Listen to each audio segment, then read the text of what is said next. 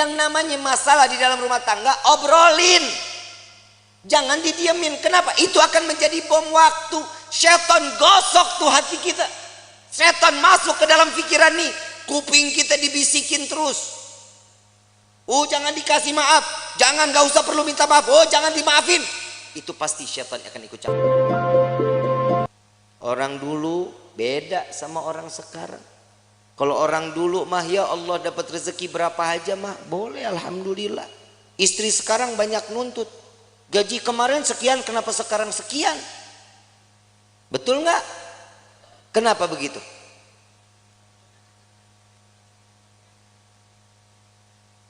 Urusan rezeki siapa yang kasih? Kenapa mintanya sama suami? Mintanya sama Allah, tapi doanya di samping suami. Ya Allah, berikan rezeki kami yang banyak lewat suami saya. Samping telinga ngomong kalau lagi tidur juga. Ya Allah, lipstik beak.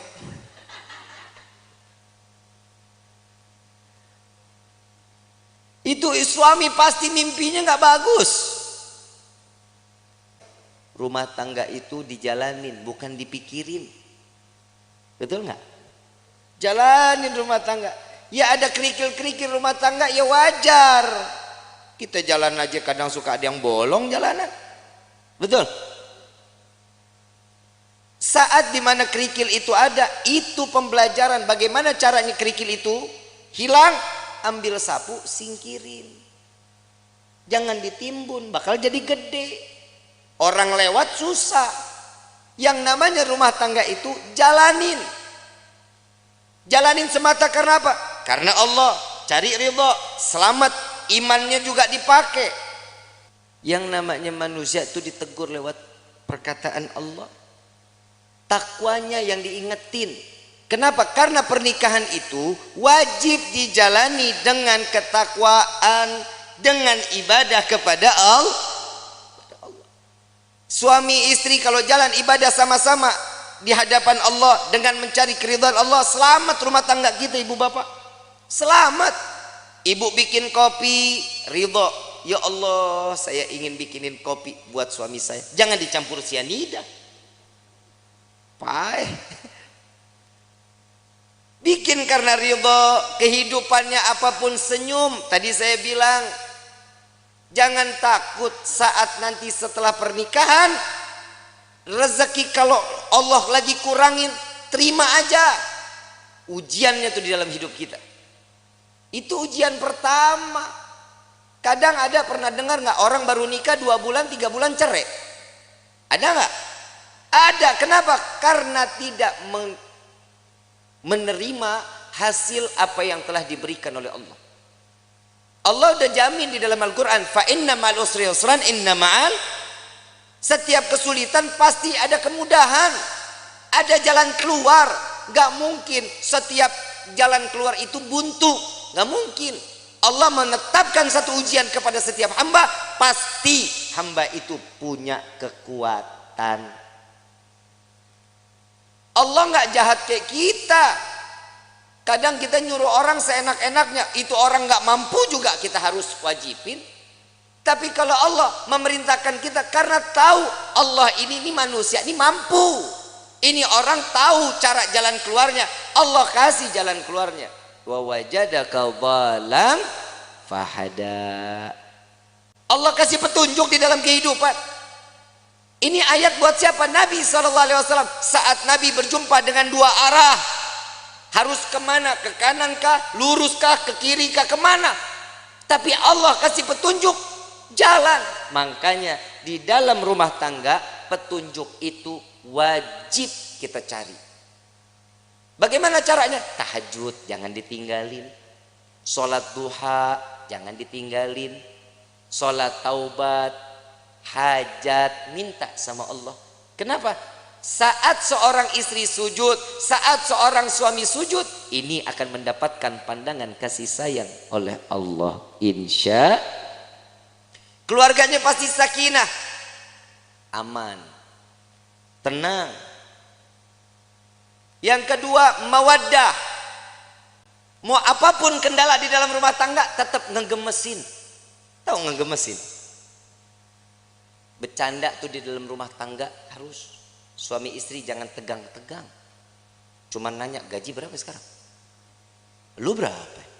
Gue sekian. Banyakan gua. Jangan. Saling. Bercanda bagaimana? Sekiranya yang dilihat istri suka, suami suka. Ada kisah ini, Sayyidina Ali karamallahu wajha, menantu Rasulullah sallallahu alaihi wasallam, pernah ada konflik saat Siti Fatimah berbicara.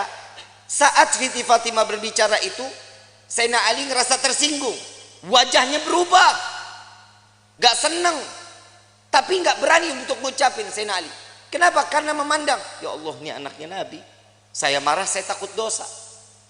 Enggak dibicarain, tapi masang wajah berubah. Siti Fatimah sadar, salah ucapan saya, minta maaf. Langsung minta maaf sama suami. Gak dijawab, keliling sambil nari-nari. Sambil nari-nari. Begitu selesai nari-nari, bikin lucuan, sampai Sayyidina Ali tertawa, senyum. Maka disitulah Siti Fatimah datang kepada Rasulullah sallallahu alaihi wasallam. Ya Rasulullah, tadi nih saya ngerasa ada salah bicara sama suami saya. Langsung mukanya berubah, Nabi ikut berubah. Belum selesai bicaranya Siti Fatimah, Nabi juga berubah. Kenapa? Hei, engkau tidak akan mendapatkan keridhaan Allah, engkau akan dilaknat oleh Allah. Tar dulu, saya sudah berhasil membuatnya dia tersenyum. Apa yang kau lakukan? Saya menari-nari entah berapa puluh kali saya keliling-keliling di depan wajahnya. Sampai keluar senyuman. Apa kata Nabi? Maka saat dia tersenyum, Allah buka pintu surga untukmu, maka Allah kembali ridha kepadamu. Pak, Bapak, esok kalau istri marah-marah, panggil topeng monyet. Suruh main, suruh dia joget di depan kita. Jangan malu, Bu. Ibu punya salah, ngomong minta maaf. Nggak tahu salahnya di mana, tetap minta maaf. Bib, kalau yang salah suami, tegur baik-baik. Jangan didiemin sehari, 2 hari, 3 hari. Ini bahaya. Ini kadang di rumah tangga suka begitu tuh. Kadang kalau lagi ribut rumah tangga, main diem-dieman. Saya lagi bingung, ada suami istri kalau ribut diem-dieman. Lu tinggal serumah, lu diem-dieman, lu kayak anak kos. Yang namanya masalah di dalam rumah tangga, obrolin. Jangan didiemin. Kenapa? Itu akan menjadi bom waktu. Setan gosok tuh hati kita. Setan masuk ke dalam pikiran nih. Kuping kita dibisikin terus. Jangan dikasih maaf. Jangan, gak usah perlu minta maaf. Jangan dimaafin. Itu pasti syaitan akan ikut campur. Kenapa? Syaitan gak bakal pernah terima ngelihat rumah tangga utuh karena cari ridha Allah. Syaitan gak bakal diam. Siti Hawa, Nabi Adam, romantisnya setengah mati. Romantisnya setengah mati. Laki-laki digoda karena siapa? Nabi Adam. Kita sampai hidup di dunia, Nabi Adam dirayu sama seorang istri yang bernama Siti Hawa. Coba ambil buahnya, tapi Allah bilang gak apa-apa, kan gak dimakan, dipegang aja. Dapat rayuan, Allah murka. Allah udah bilang jangan makan, jangan gak deketin aja, jangan. Dipetik baru sampai di gigi, Allah murka, diturunin ke dunia. Coba kalau Nabi Adam gak makan, gak ngedeketin, kita hidup di sorga semuanya ini. Tapi kadang manusia suka nuntut macem-macem sama Allah. Kalau lu mau nuntut, nuntutnya Nabi Adam. Gara-gara Nabi Adam makan buah khuldi, kita jadi ada di walahar. Aturan kan kita di sorga semuanya ada. Gak capek-capek kerja, capek-capek nulis CV, ngajuin, kadang diterima, kadang kagak. S1 cleaning service. Kadang begitu. Kalau kita hidup di sorga kan nikmat, tapi inilah bagaimana kita bisa kembali ke dalam surga. Ujian dalam hidup itu yang membuat kita kuat di dalam iman kehadapan Allah. Suami mah perintahnya dikit, cuman ngasih nafkah yang halal, memberikan satu kebaikan, jangan mencontohkan suatu keburukan. Itu tugas suami. Istri pasar, masak, sajiin makanan, betul. Ngurusin anak, rapihin rumah, betul. Nyuci, ngepel, nyapu, nyetrika. Banyak gak kerjaannya? Emang elu tugasnya. Terus fungsinya suami ringanin beban istrinya, itu suami.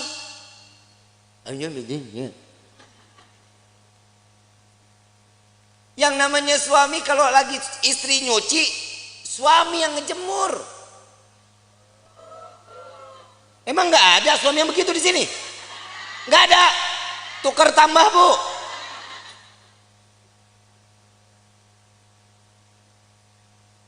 Suami angkatin jemuran, istri yang nyetrika. Nggak ada. Suami yang ke pasar, istri yang masak. Nggak ada. Ya derita lu dah. Ngeringanin beban istri itu salah satu pahala untuk suami. Minimal saat istri lelah, pundak kita berharga, Pak, buat istri. Saat istri mengadu, yang aku capek hari ini, sini saya. Sini. Gak ada yang begitu, gak ada. Berarti di dunia laki gue doang yang begitu tuh. Lah ngapa lu? Lah bini-bini gua. Ini fungsinya mawaddah, saling manja, gemesin. Tuh tingkah laku yang begitu aja ibu pada teriak. Kenapa? Gemes banget begitu. Yang ketiga, warahmah.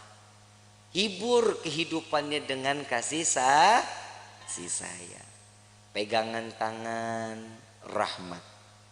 Allah turunin kasih sayangnya. Rontok dosa kecilnya. Pandangan-pandangan mata, cintanya makin tumbuh. Tapi Pak, jujur kita jadi suami banyak ngedoain istri. Istri belum tentu doain kita, Pak. Lah emang benar.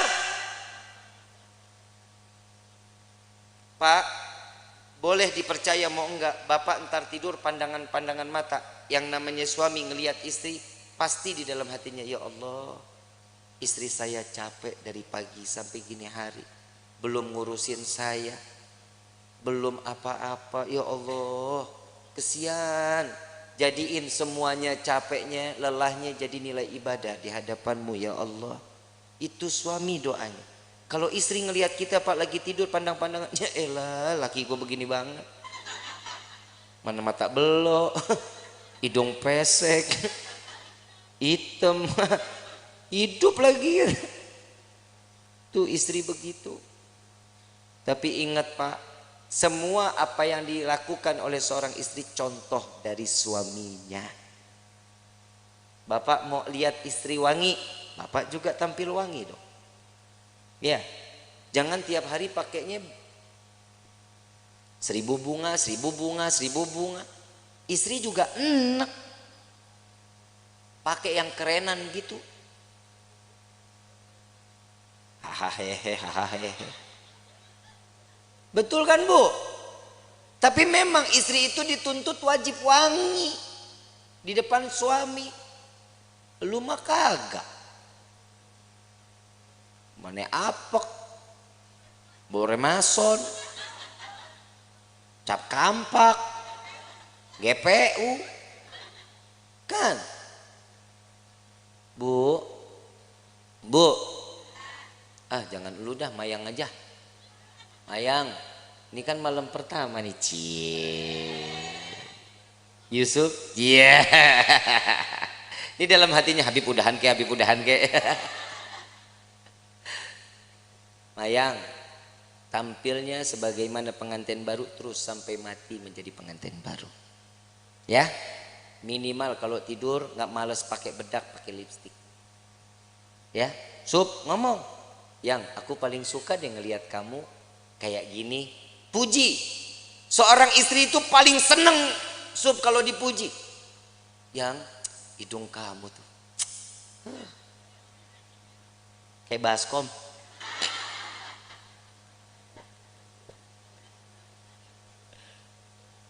sanjung. Sanjung istri. Yang Nabi sering sanjung istri, disanjungkan sama Nabi kan. Disanjung Humairah yang pipinya kemerah-merahan. Bapak ngomong, nih Dibib masalahnya orang hitam legem. Mana merahnya? Ya minimal kan dipanggil manis kan bisa. Sweetie kan bisa. Jangan dipanggil Blacky. Wah. Jangan. Karena kasih sayang itu timbul juga dari panggilan. Jujur. Pak, maaf. Bapak kalau dipanggil siak gahar nggak? Kesel nggak? Dibilang manehna? Kesel nggak? Saya ini seorang kepala rumah tangga, hargain saya. Coba kalau suami dipanggil sayang, besok uang jajan nambah, Bu. Dan laki-laki juga sadar diri, wajib ngasih tahu sama istri. Lihat Rasulullah nyanjung Siti Fatimah, Siti Aisyah saat lagi sholat. Siti Aisyah, Rasulullah lewat. Ya Allah, terima amal ibadah Aisyah. Ya Allah, ampuni dosa Aisyah. Ya Allah, masukkan Aisyah ke dalam syurgamu. Doa di hadapan Siti Aisyah. Siti Aisyah lagi sholat. Begitu selesai sholat langsung kabur. Ya Rasulullah, tadi aku dengar engkau doakan aku. Iya ya Aisyah. Gimana perasaannya? Wah, senang.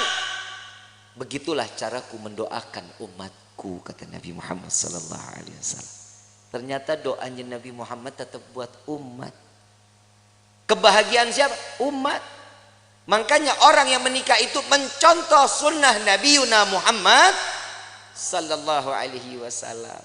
Makanya ibu, yang namanya suami nikah jangan banyak aturan. Suami mau nikah lagi, kasih.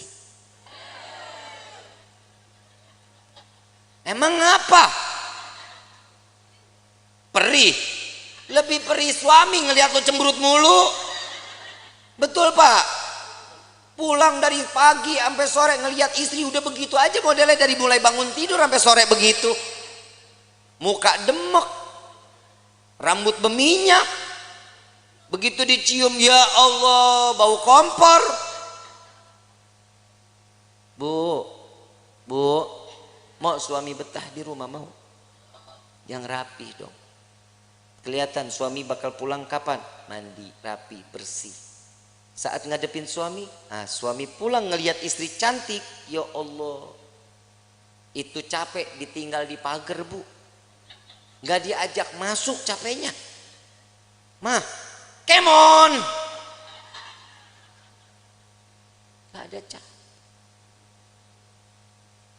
Kalau ini sudah di rahmahnya ini kita jalanin, inilah yang namanya baiti jannati. Rumahku surgaku. Tapi kalau ini nggak ada, iman nggak ada, siap. Rumah jadi neraka. Rumah jadi neraka. Ibu bapak romantis suami istri, anak ngelihat senang, anak pasti akan contoh kelak nantinya dia bersama suami atau istrinya akan sama sebagaimana rasa kasih sayang yang dicurahkan oleh pasangan ibu dan bapaknya. Kalau anak tiap hari ngelihat orang tua ribut, besok anak begitu juga.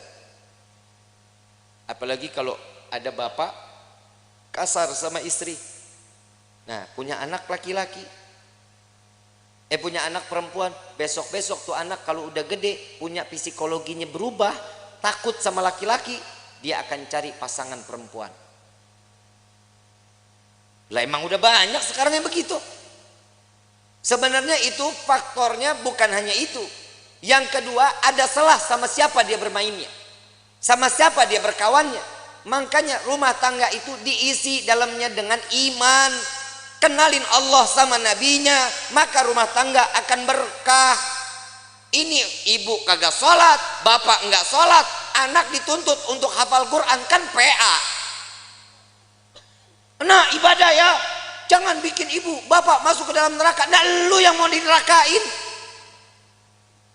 Kadang orang tua juga suka egois. Dia ngarepin ini anak bisa nyelamatin dia, sekarang hidupnya dia semau-maunya. Kasih kenal anak kepada Allah sama Nabi, itu yang bikin tenang. Bapak, ibu enak ibadah, ibu enak pengajian, anak terlepas rambutnya, kelihatan sama yang bukan mahramnya. Hati-hati, ini anak perempuan begini, cukup dengan satu helai bawa masuk 4 laki-laki ke dalam neraka jahanam. Bapaknya, pamannya, baik itu dari ibu atau dari bapak, suaminya, anak laki-lakinya. Jangan jadi aman. Makanya saya selalu mengatakan, saat proses pemakaman, simak baik-baik. Untuk para alim ulama, para kiai, para asatidz, saya ingin menyampaikan, untuk prosesi pemakaman, perempuan dilarang ikut di dalam proses pemakaman. Ngaji, makanya ngaji. Jujur kiai, jujur ustadz, ustazah, benar. Ini yang masih menggunakan tradisi ini cuma para habaib sama syarifah. Sekarang proses pemakaman, saat keranda jenazah dibawa, perempuan ikut di belakang. Saat perempuan atau si jenazah ingin diproses masuk ke dalam liang lahat, perempuan pada ngejejer di dekat lubangnya. Hati-hati, yang namanya perempuan itu banyak larangannya. Tangan terbuka segini, ini aurat. Ibu yang ngebuka aurat, jenazah yang disiksa.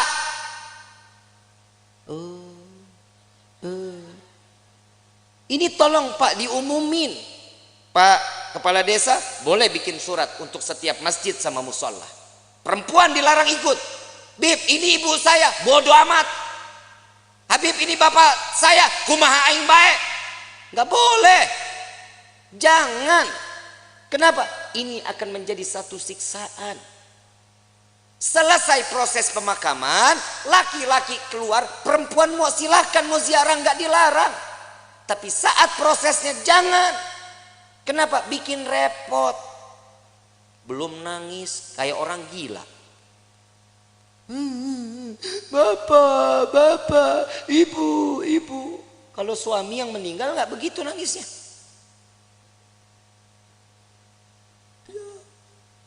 Tinggalin saya, buaya. Apalagi warisan banyak, senyum.